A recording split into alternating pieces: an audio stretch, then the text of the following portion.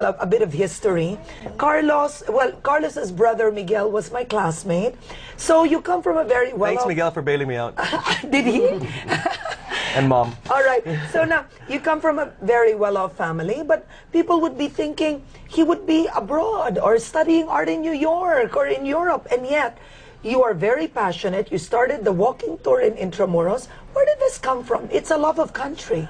Yeah, well, I've always been obsessed with Intramuros. Okay. And as you know, San Agustin, where we both came out, is this completely sheltered, insular society. Yeah. So, you know, and I lived in Dasmariñas village, so my world was only like 5 blocks away from one another.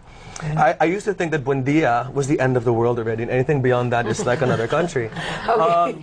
And so when I went to this little university called University of the Philippines, Diliman, after graduating, all of a sudden my eyes were open. I met my first farmer's daughter. I met my first leftists, so forth and so on. And that's why I felt that was the true Manila.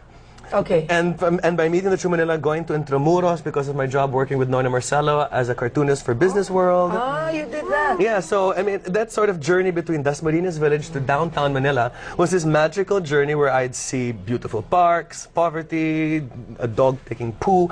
I mean, it was completely different from the sheltered world that I had in Dasma. And that's why I believe the gated communities are the worst thing that you could have in any city.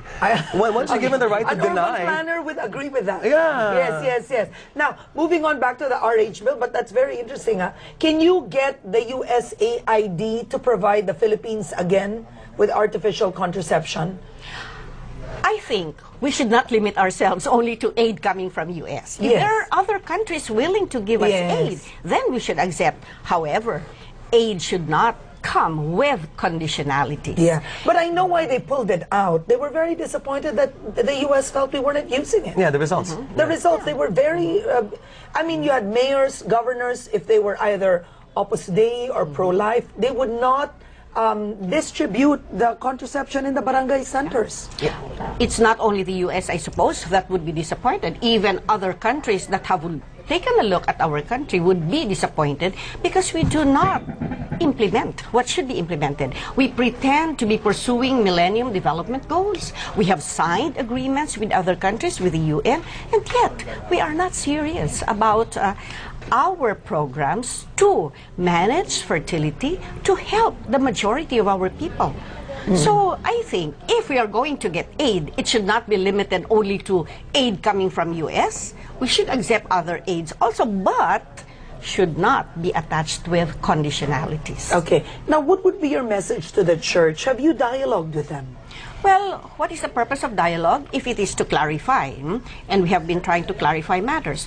If the purpose is to seek answers to questions, sure, let's have a dialogue. But if the purpose of the dialogue is to persuade us, to dissuade us from pursuing what we think is important for our people, then I don't think we should have that dialogue. All right, RG Cruz is watching and he says, I have no doubt Speaker Will Belmonte will deliver RH in Congress.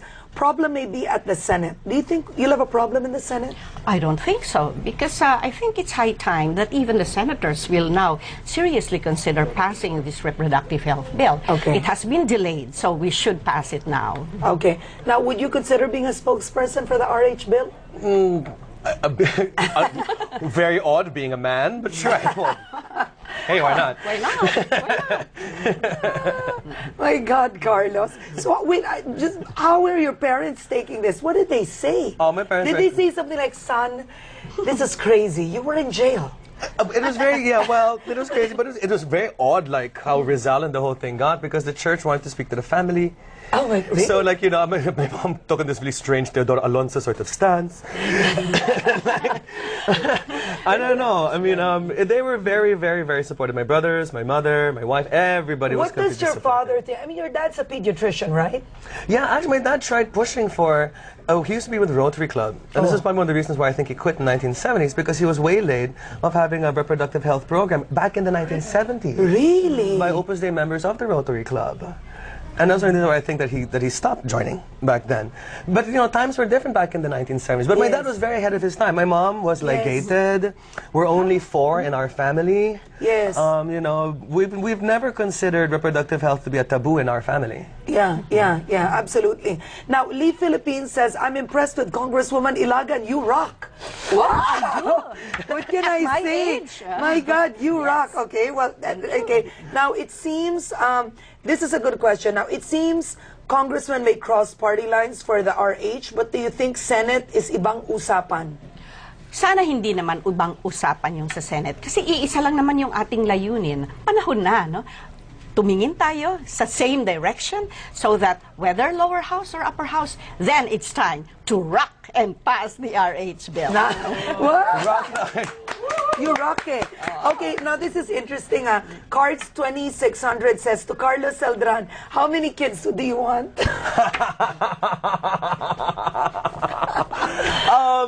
Whatever is proper and manageable that I can get. But right now, I have 2 dogs. 3 dogs. Okay. I got a fresh one. You have with dogs, I am totally Opus Dei. The more, the merrier. I love dogs. All right. Now, Tristan Tracan says, I'm impressed with Congresswoman Ilagan. She's fabulous.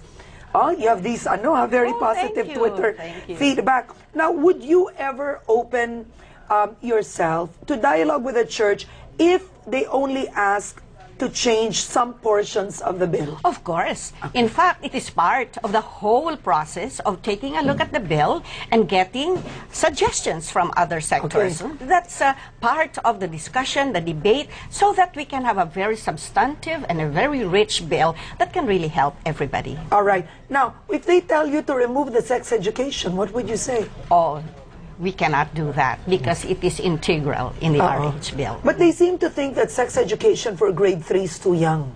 Depending. On That's what why it we is. say it's age appropriate. You don't say that when you see a pregnant 5th grader. Yes. Yeah, you're right. You're right. Now, Good Luck Tommy asks, will there be an age limit or minimum for contraception, ligation, or can minors avail of these services too under your bill? Well, I think that would be part of the whole discussion. You see, it's still being taken up. No? It will be taken up in the committee. And so we would like to listen to all kinds of opinions. And if in the final analysis, this would be among the suggestions, then we would finally consider it. All the bills would have to be consolidated. It's not only our bill that is on the table. There are 4 others. And so I believe that we open it up to everybody. Let's talk about it. Let's not threaten. Let's discuss. But what I just don't understand is you have condoms being sold in drugstores anyway. That's why I feel that the stance of the church is completely anti-poor. You feel? Yeah, Say that. it just says that, if you're from Forbes Park and you can afford the 30 pesos for birth control pills, then by all means. Because you don't see them rallying at Mercury Drug. You don't see them rallying at 7-Eleven for the condoms. You just see them rallying in Congress when they try to give it for free to poor people. And I feel that's completely against even the basis of what a Catholic Church is about. You're supposed to be the defender of the poor. Okay. And this is why I say that why I have to start scandalizing and talking about the abuses of the priests, because we have to call them on their hypocrisy. We really do. And so, and once they start cleaning house and start taking care of the flock when it comes to values formation, then maybe we can start listening to them when it comes to political matters. But right now, they're in no position at all to tell us what is right and what is wrong when their house itself is divided. Okay, all right. Now, I guess we're running out of time, but I mean the conversation's very heated right now and so many questions coming in. One last. Are you related to David Celdran? He is my first cousin. Okay, he's your first cousin. All right, now any other message you'd like to give, I guess, before we say goodbye? Well, the reproductive health bill is a comprehensive health bill. And so, it is high time that we take a look at it. It's high time that we consider the women who are poor, the marginalized sectors. Majority of our women do not have access to health services. And majority of those who undergo unplanned pregnancies, those who even think of abortion, are Catholics. They are women who have been married for a long time. They already have 4 to 5 children, and they do not know how to feed these children, and they do not have the wherewithal to send them to school. No, this is interesting. I just want to know, in your version of the bill, if I go to a barangay center and ask for pills, in your version, what age do I have to be, or do I have to be married? Well, In your version, We don't have that in our version as to the age, but in our version we have informed choice and availability of materials. Why will you give pills to a woman automatically if she doesn't even understand why she's asking for the pills? No, because like for example, if it's a 20-year-old, a 20-year-old might be sexually active already, and she's informed. And I want to know where the RH bill stands on that. Well, then she has a right to ask for it. I see. And the medical practitioners, the health workers, should not deprive her of that right. Now, this is the thing when the Catholic Church says it could be promoting premarital sex. I don't think so. If you ask for a permit for a gun, does it mean that you start shooting everybody on sight because you already have a permit to use a gun? In the same manner, what is important is that we have informed choice, we have education, and most of all, access to all these materials. Okay, access. All right, last words, Carlos. Nothing. Peace, everybody. I just wanted the last words for everybody is like people who are on the anti and people who are on the pro side. Let's just all try to keep the discussion focused, especially when it comes online, because we know. Especially getting death threats now. Religion You're is getting death threats. By a text when an idiot, right? Oh, let me trace you. Too smart. Okay. The thing is, as we know, religion is a very, very touchy topic. Not only Catholicism, but around the world. And religion, as we can see through the Crusades and through the Inquisition, is one of the reasons why people kill one another. Yes. So that's why we have to be very tolerant of one another and make sure our discussions are very civilized, because we don't want to create a situation that is close to what history has proven. Yeah, yeah. And I think you should clarify that you did that because you didn't like the threats of the church. I don't like the threats. I'm in no way trying to tear down the Catholic Church. I support everything that they do for hueteng, for child prostitution, trafficking, agrarian reform. It's just this one particular matter when they forget the separation of church and state, when they threaten excommunication and interfere with political processes. Yes, That's the only time that I will come forward in front of an altar and start screaming. But if you want to keep going for hueteng, by all means, drag them all to jail. I don't care. Now wait, are you both willing to be excommunicated? Yeah, sure. Sama tayo. Oh, you know, I taught in a Catholic school for a long time.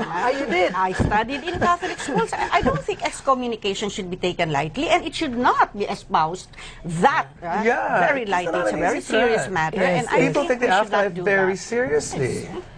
It's not a light threat. People take the afterlife very seriously. Are you a practicing Catholic? More or less. I'm a non-traditional Catholic. I don't go to masses regularly as one should. But I do believe in the values of do unto others what you want others to do unto you. And if I'm on a crashing plane, I'll pray the Hail Mary. Okay, all right. You too, ma'am. I am a Catholic. I studied in Catholic schools. I taught in a Catholic university where we were told even to provide information to our students because it is the responsibility of an academic. But that's so ironic. We should follow our conscience, of course, in matters of application. Okay, and you don't think this is against the teaching of the Catholic Church? It is not. If the Church is sincere in its teaching, in its helping the poor, especially if it says we have bias for the poor, preferential bias for the poor, then the RH bill should be supported by the Church. Okay. Because it is for the poor. All right. Well, Congresswoman Ilagan, thank you so much. And Carlos, you know, guys, Carlos is leaving for the U.S. tonight, so you really made it a point to come to the show this morning. So thank you for that, Carlos. And tomorrow, definitely we have to have the Catholic Church on the show. All right. Somebody from the Catholic